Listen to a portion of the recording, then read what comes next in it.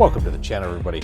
Huxbucks here. Today we've got my version of a $1 eBay challenge. You do what you want.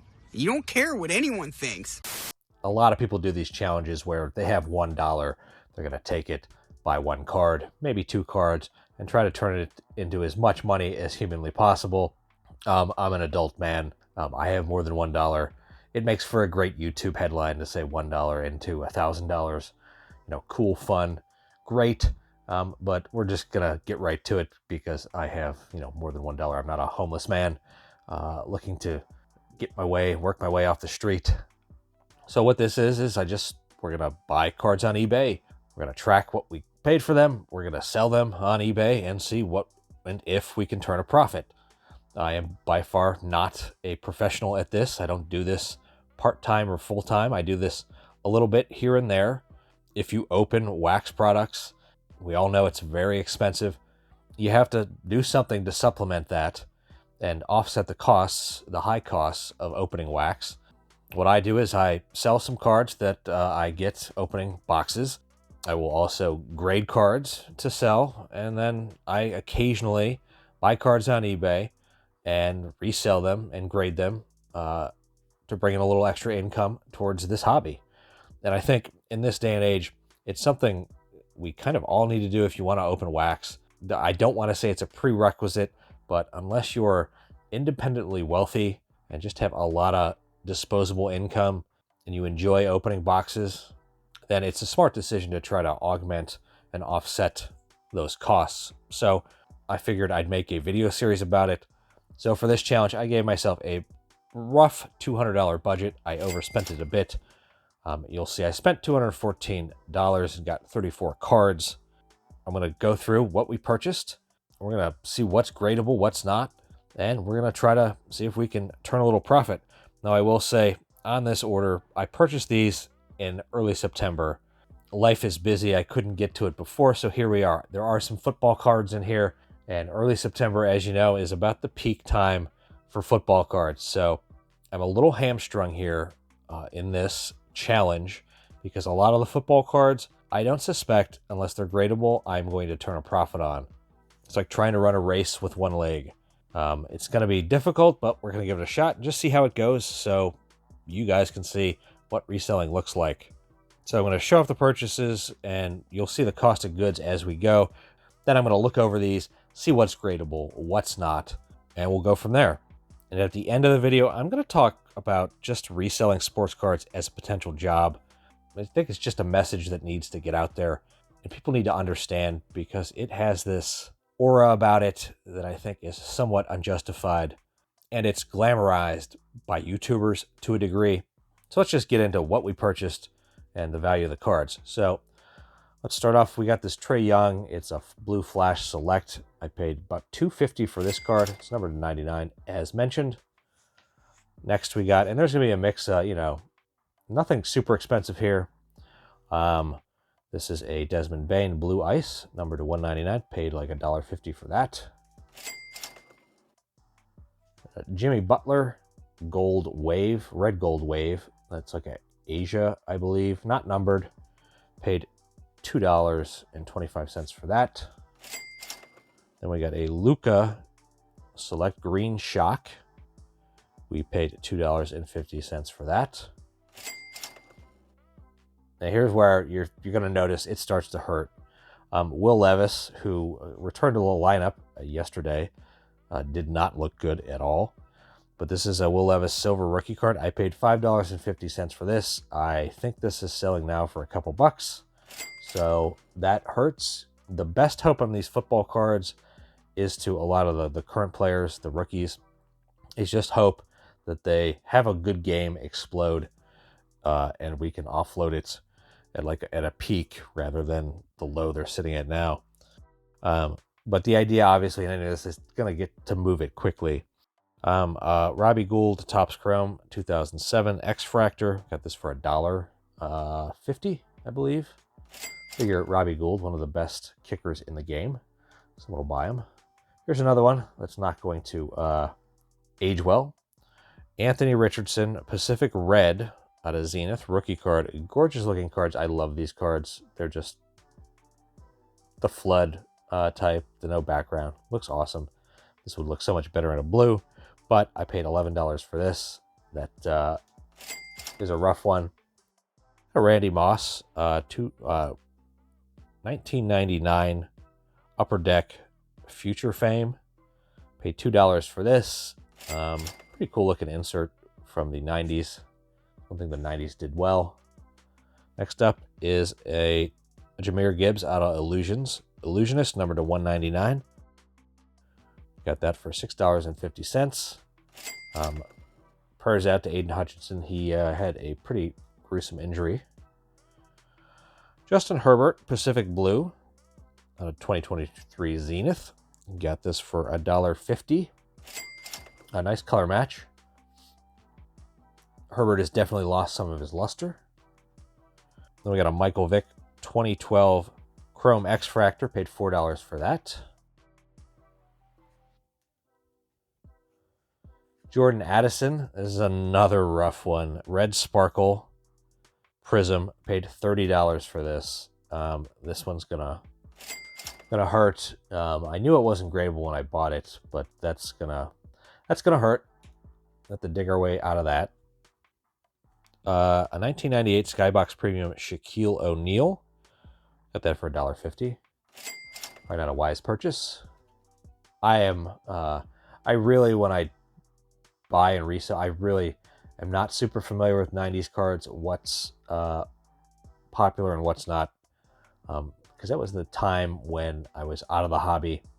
Collected in the 80s, early 90s, but late 90s, early 2000s, I was out of the hobby. So I really shouldn't buy those cards to begin with. Basically, stick to what you know and avoid what you don't know. And if you want to learn about what you don't know, learn. Or if you want to get into what you don't know, learn about what you don't know, and then you can get into it. 2012 Roethlisberger X-Fractor. Paid $1.75. He's not the most popular Steelers guy, for sure, but Steelers sell. T-Law, we had high hopes for him before the season when I bought this. It's not turning out well. It's a blue sparkle out of 96. Paid $14 for this one. Hopefully this is gradable, but his market is definitely tanking. Here's a cheap dollar card. Andrew Wiggins. Not sure why I bought this. Numbered out of 199. I'm not the smartest man. Make the smartest buying decisions. Rashee Rice. This one was looking good. Green Hyper rookie. This was looking good because he was looking good. Paid $4.50 for this, and then he went down. So there's still a market for him, though. He'll come back next year. Be pretty strong. Christian McCaffrey in his Carolina Uni 2021 Phoenix. This is a color burst. Paid $1.50 for that. As soon as he comes back, that should be a good mover. Shaden Sharp. This is a courtside teal, white, pink 2023. Not a rookie year, but paid $6.50 for that. Hoping he has a good year. He hasn't played in the preseason yet.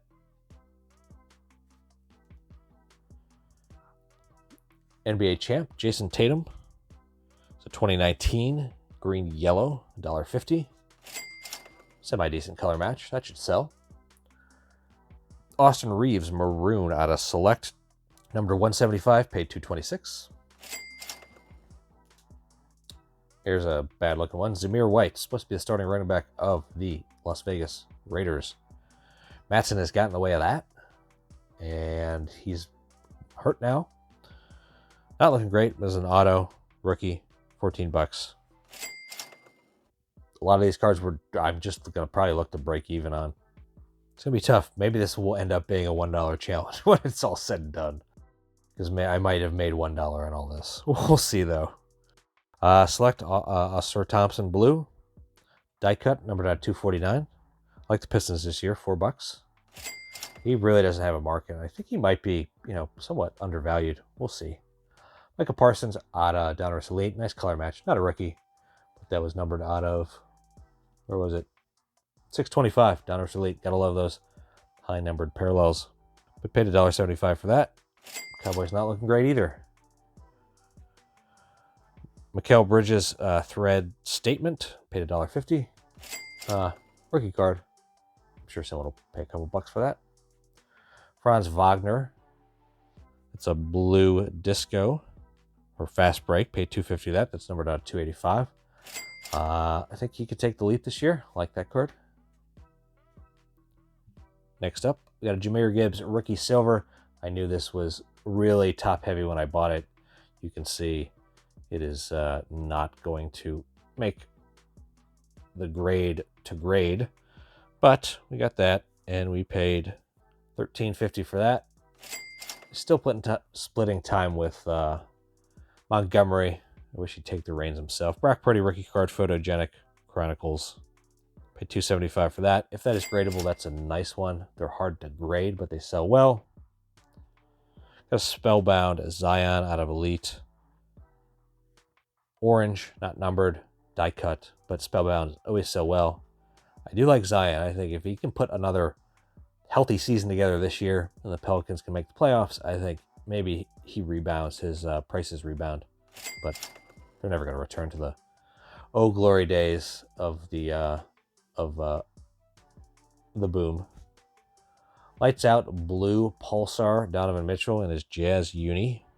Good for $1.50. I don't know. It's good. It's an insert. Sells. People like it. Yikes. Here's another one. Red Stars, which is, most people don't know, but it's a very short print parallel, non-numbered parallel out of T-Mall. Red Stars. But yikes, man. He looks bad. But I only paid $1.50 for that. Here's one. I think if this order is going to, we're going to recoup anything on the football cards, this is going to have to be gradable, and it's going to have to gem. This is a Lamar Jackson Mosaic, no huddle, purple, numbered out of 50. We paid $26 for this. I think in a PSA 10 they sell for like $75 to $100. So I'm gonna hope that gems. Gonna hope. And the last raw card, Cam Whitmore Prism Monopoly, silver. Got that for $1.75. Cheap. I like the Rockets this year.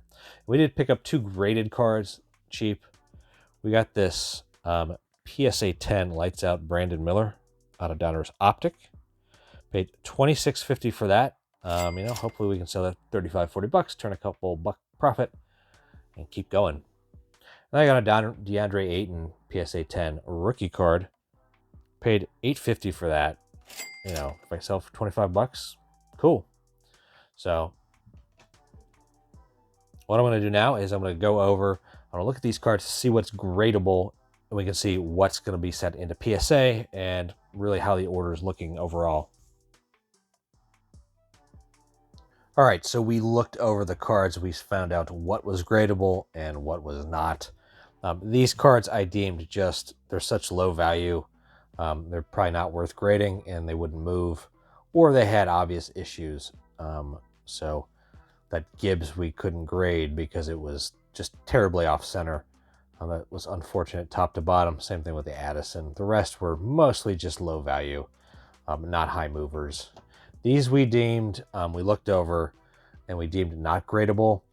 Unfortunately, this Lamar, it had a small little surface issue right here, and then it had one soft corner, I believe it was. Otherwise, it looked good. My initial reaction is to not send this in. If I'm not certain it's going to 10, then I don't really want to send it. I really think it's a 9 through and through. I don't even think it has a shot at a 10. I might reconsider it. And then this one, it has a shot at a 10. The only issue with it was just a soft corner down here. I might reconsider that. I already have one of these for sale in a 10 on my eBay store. So maybe having a second copy is pushing me away a little bit. And the rest of these, they had some obvious issue, coupled with the fact that they weren't that valuable. The die cuts, really hard to grade. Had some serious edge issues in here. This Shade and Sharp actually had a pretty decent line. You can't see it in here, but it had a real rough scratch, about an inch long on the back. That was unfortunate. All these had some kind of issue, whether it be dimples, surface issues. I wish I could have sent that in. Same thing with this Luca, but it just had a surface issue. Just didn't make the grade, centering, some kind of issue that made it ungradable and not worth sending in for a 10. I try to be very stringent with my grades. So if you saw my last PSA video, I made the mistake of being too lax and sending stuff in. Part of that was rushed. I found 4 cards that I deemed gradable and that I thought were 10s, or at least had a really good shot at a 10. This Trae Young, numbered to 99, blue flash, not going to be a valuable card. You know, if it gems, maybe it's a $40 card at best. So, but it's still turning a profit with your $18 grade fee, well, plus fees. You know, maybe you're making $10 on it, but in this game, you got to squeeze every dollar you can. You know, these lower value cards, just like this Jimmy Butler, and I think I was incorrect. It is numbered to 99. This looks like a 10. My only issue was I'm not sure that the centering looked a little heavier on bottom, but still within that 60-40, although I don't think PSA follows the 60-40 guidelines as much as people think. Another low value card, again, you got to be sure that this is going to 10, and I'm pretty sure this is going to 10. And, you know, maybe I profit $10 on this. And then this Vic 2012 X Fractor is probably like a $50 card. So nothing high value. Really, the cards that were going to be high value was that Lamar. That was really the card. And that Trevor. But, you know, they just didn't turn out, especially the Lamar, that I think they'd 10. I definitely think this is a 9. This is a 9 with a shot at a 10. You know, maybe I change my mind. I'll still think about it. Maybe I send these in just to take a shot. Because in a 9, this still sells for, I believe, like 40 to $50. So I would only lose, you know, $5 maybe if it 9'd. Of course, if it gets anything less than that, then I'm really losing some money. But if it 10s, that's like about $100 card. So when you paid 25, so you're turning about a $50 profit on that. And this is probably in a 10, probably a $60 to $70 card. Before the season, in a 10, it had sold for like $135.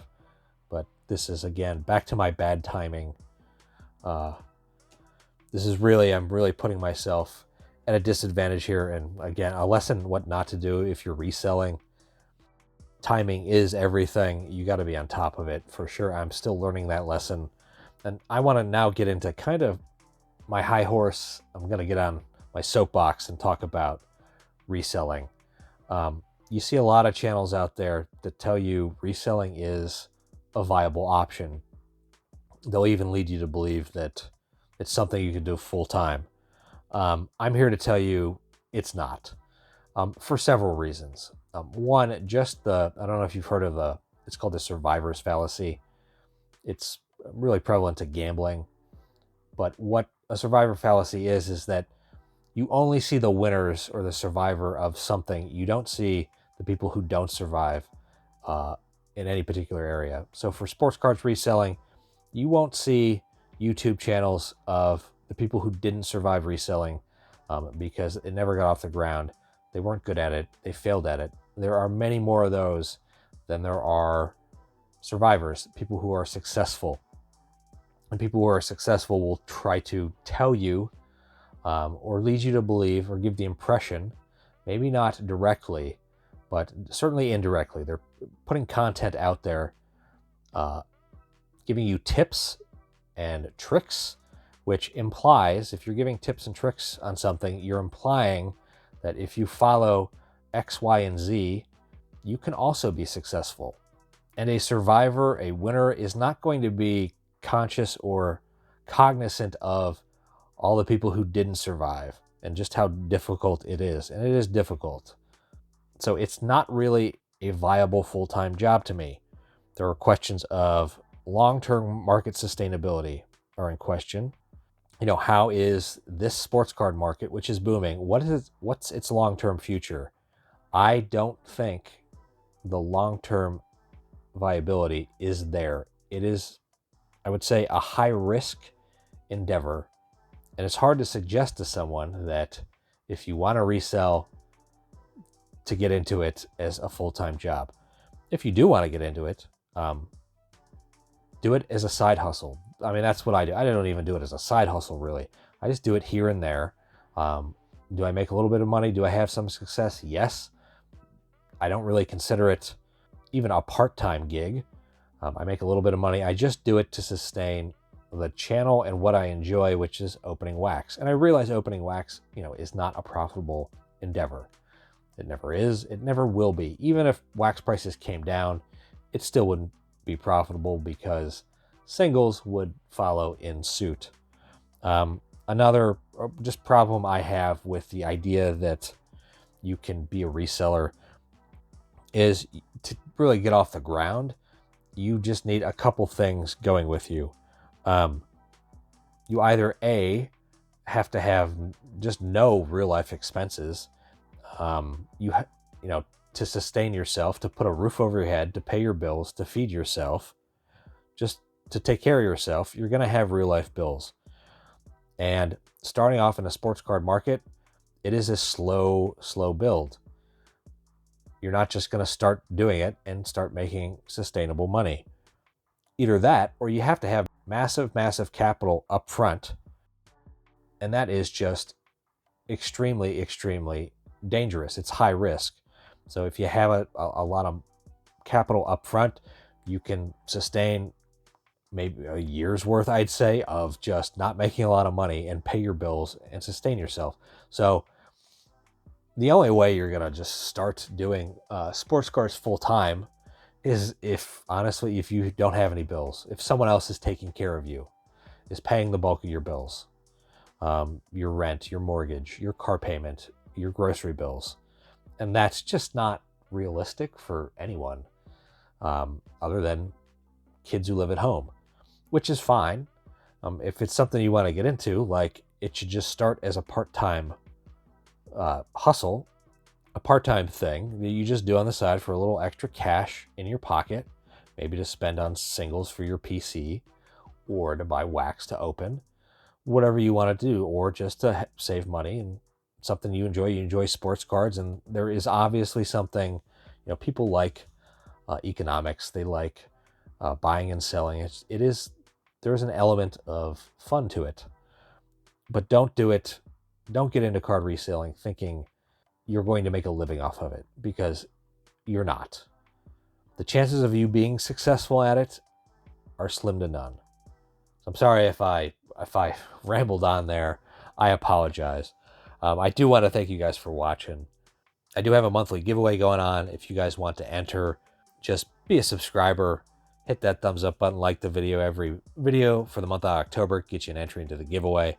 And also, if you like this kind of video, if you like a highly opinionated dude ranting and raving, consider subscribing. If you like box breaks, box reviews, do that too.